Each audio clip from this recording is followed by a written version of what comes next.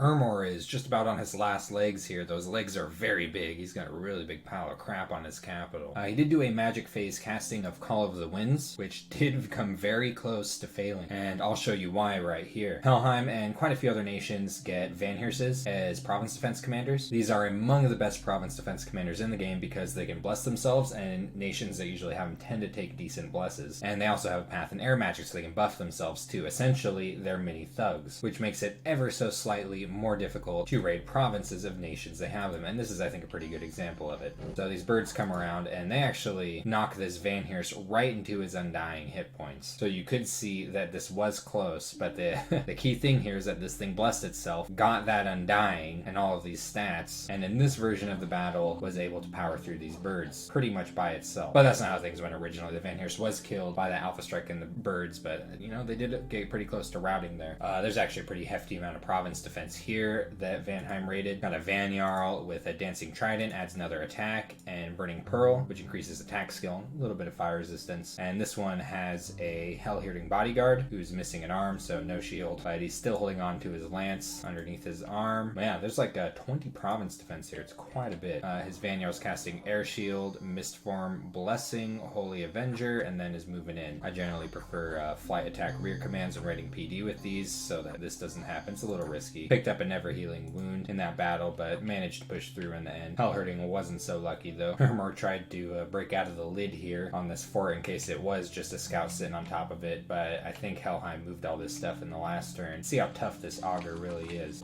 Yeah, that was pretty doomed. Hermer's doing a little bit of pinging, seeing what's lying around where as far as province defense goes and glamored units. See what this Van Jarl's wearing. Oh, the same as the other one. Dancing Trident, Burning Pearl, Blessing, Mist Form, Air Shield, and then is moving in. So he's got the scripts a little bit varied. Ichthyid nets don't work on units that are larger than they are. A random bird got cut up in all this. Poor Calum. Ermor's Pretenders woke up for real this time. Already covered these a bit in another episode, but gray ones are super great. You are sacrificing some cross paths, like kind of like the Astral Earth one, which is really good to have more mage turns. There's a whole bunch of these things can do, though Ermor is a little bit short on gems, and for now he just has them researching. What's he going for? Evocation 6. I'll have that next turn. Go for a bit of blood magic too, that's funny. Evocation 6 is actually kind of a big deal for EA Ermor. Flame Eruption is really powerful, but finicky to use because it has really low range. But area of effect 15, 14 plus fire damage.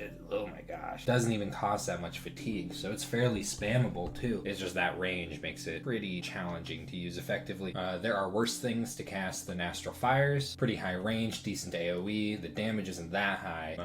Decent spammable spell for Ermor because he has a whole bunch of Astral Fire crosspath. Mindhunt is of course pretty important. Problem with using it against Van Jarls though is that they're stealthy, and stealthing out will avoid magic phase interception, so they can avoid Mindhunt. And you might get off some successful Mindhunts like the first turn you use them against someone using Van Jarls, but after they see that, they're probably going to start stealthing their thugs after they use them. So it's usually better against people who are employing non-stealthy thugs. Blast of Unlife is kind of neat in that it pops up things it kills with soulless warriors in their place, which in general I think there's better spells Ermor could be casting, like Banefire, but having soulless pop up can slow down and break up enemy formations, so it's not entirely useless in that regard. Wailing Winds is the big one, I think. This is a very effective spell when it comes to causing enemy armies to rout. Helheim is employing a lot of undead and high morale units though, so it will be difficult to use. However, he's just getting, I just went through a whole bunch of tools at the beginning of Evocation 6, so it's no wonder that he's prioritizing that research. It's gonna make his death ball a whole lot scarier. And yeah, he's just doing some pinging now, seeing what's around. Really does not have a whole lot left here. I think Russ should really be trying to move on to Pantocrator's Bounty before Helheim does. I kind of get the feeling that he wouldn't, just based off of the way he's kind of been playing. I think he might think it would put him at odds with Ermor or something, but that's just a blind guess based off just what I've been observing in this game. He very well could move on, though he definitely should, or else Helheim's going to get that fort. And this is a nice province right here. This is the one that has the little horticulturists, but sure, these are decent mages right here. Pretty neat little stealthy priests too. Calum has received a message from Atlantis. Atlantis seems convinced that he's going to be attacked by Helheim. Personally, I think Helheim is a little bit busy. Calum and Atlantis are just exchanging so many gems. They seem to be pretty good friends, at least at the moment. Calum just hit Conjuration 5. Pretty important research goal. He's headed up to Conjuration 6, I believe, to get a hold of his national summons. Nothing from site searching. A battle in Duvan. What could Russ possibly be fielding? I'm almost afraid to look. Oh, here it is. The Russian army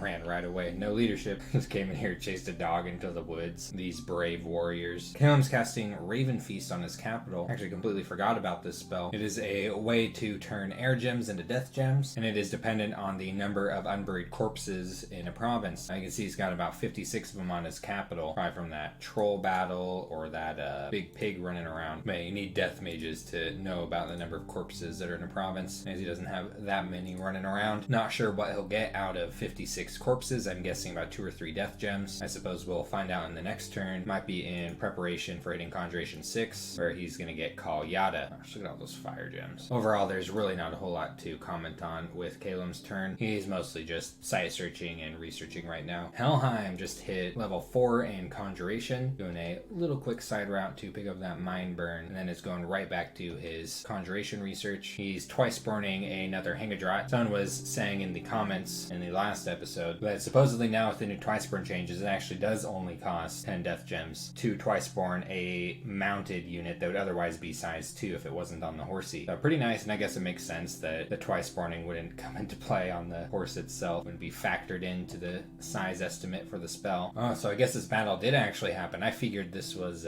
just a random event from that screwed up turn that I had to play forward, but here they are, all these phantasmal units, including these big awesome phantasmal beasts. Let's just watch them get wiped out just for fun. Pop. Oh yeah, splatting right on these Hellhirdings. And Russ is continuing to muscle some of the territory over here that Helheim recently raided from Ermor. Might lose, yeah, I lost a couple bears here, but that's about it. There's all this province defense here. Yeah, 2 bears dead.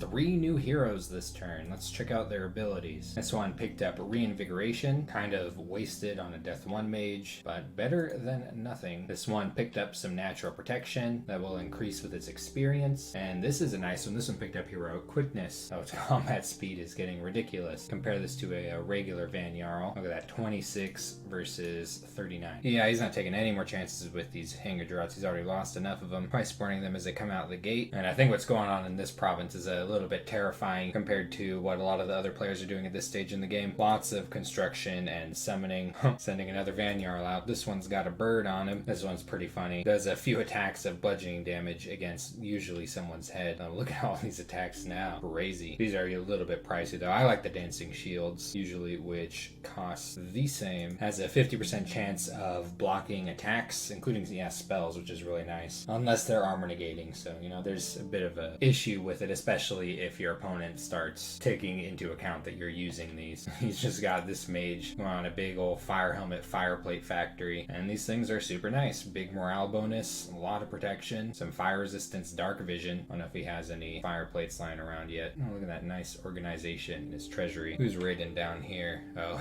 whole bunch of long dead horsemen led by a Mound King. Attica chilling in the tub over here. Melkart poking its head out of this little pond, looking at all these dudes in fields of gold. Russ is going to have barbarians attack one of his provinces soon, but he doesn't know it because he staled this turn, which is pretty unfortunate, I think, because of, you know, this is pretty delicate what's going on over here. If he's going to take this fort, I'm not sure if he will. He has very limited time to do so before Helheim starts sieging it. I mean, I guess he could try to fight with Helheim's forces, but at that point, that's just a direct attack instead of this vulturing that's going on over here. And then there is, of course, this happening over here. A Melkart chilling here, this army behind it. He's doing a lot of pillaging up here. Already extracted 101 gold from the province. It's a huge bummer. This is a really nice province, and it's suffered so much from things like this and Rilia's death scales. Hinam has just not been able to preserve its beauty this game. But not much to say because he staled. He at least had summoned bears as a monthly ritual, so that's going to keep going. Shrouds of the Battle Saint as well. What's he sticking those on anyway? Oh, his mages. Kind of funny. I don't really think it's giving them that much. At 10 HP, that's just 1 point of regeneration a turn. Well, at least it can retreat fast. Hinam is busy with his site searching as usual. We'll see how Attica the Melkart does against these Ichthyids underwater. Blessing, Astral Shield, Resist Magic, Body Ethereal, and then hold, I suppose, and attack closest. That Vine Shield goes right to work. Ichthyids Maids running up with their nets thinking they'd tangled this boy up. It's them who are to be butchered in binds. I didn't even land a hit on him. His fatigue is running up a bit though. Uh-oh, barbarian horde. If the province defense was able to fight this off. Oh yeah, okay. Well, at least they're bold. You gotta hand them that.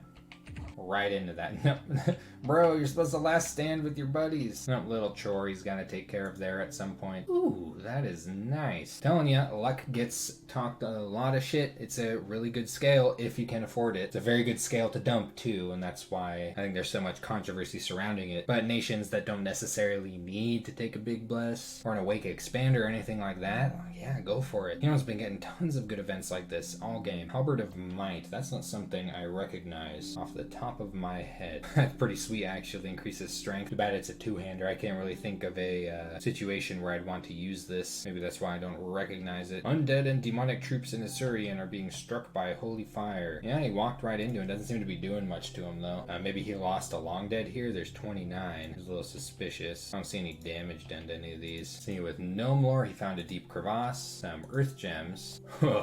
2 glens of verdant greenery. What a pleasant swamp. And that's it for magic sites this turn. Looks like he might be starting up a crystal sorceress factory here down in Tricia and is reinforcing this army with some undead while raiding with a Melkart. I presume he's moving this one over to recapture Dragonscale Mountains. Doesn't seem in a big hurry to take care of this. Pretty funny. Oh, wait a second. Oh yeah, I didn't notice this right away. He's actually moving all this stuff up, so I guess that's the idea. Come over and wipe out this raiding party up here. Atlantis has received a message from Calum. Calum's just informing that he hasn't been able to find any nature gems whatsoever. And he's actually climbing up Conjuration quite a bit here. Seeing what he gets from Conjuration 6. Oh, that is where he gets his monster fish. I hope he'll summon some of them. Is anyone doing it? I mean, he doesn't really have much of a reason to right now. I just think they're really cool. Big ol' swallowers. What's this? Sea King's Court. This gives him a big fatty Troll King commander. Water 3 along with some Sea Troll retinues. Personally, I don't think this is a particularly useful spell for Atlantis because he already has tons of water mages. Usually it's something that certain nations will cast to try and climb water, but the commander and the troll units are still super good, so why not? He did get a prophet this turn, this time a coral commander. Here he is, Listor Foth. Nothing too extreme. Oh, he's starting to put equipment on his Basalt Kings. Frostbrand, a cat charm. A really cool item, actually. I just wish it wasn't so expensive. I'd pay 5 nature gems for this, never 10, unless there's something going on with seduction. I think this is a way to protect your male units from seduction attempts, and a little bit of MR from this lodestone amulet. But yeah, I'm definitely thinking Atlantis is preparing for an invasion into Helheim. See if he does any better than last time. Strange energies were released affecting one of your mages. What the heck did he do? Oh, he can't talk anymore. Halved magic skills. That sucks. And not too much going on with Rilia, of course. He is prophetizing one of his slave princes just because he can, and hanging out with his blood slave in his dungeon. It's been turn 36 of Andromeda. Not a whole lot going on in this turn, but I looked ahead on the next one just to see if Russ was in fact staling, and I saw some interesting stuff coming up. So the next episode's going to be pretty cool, and I will see you there.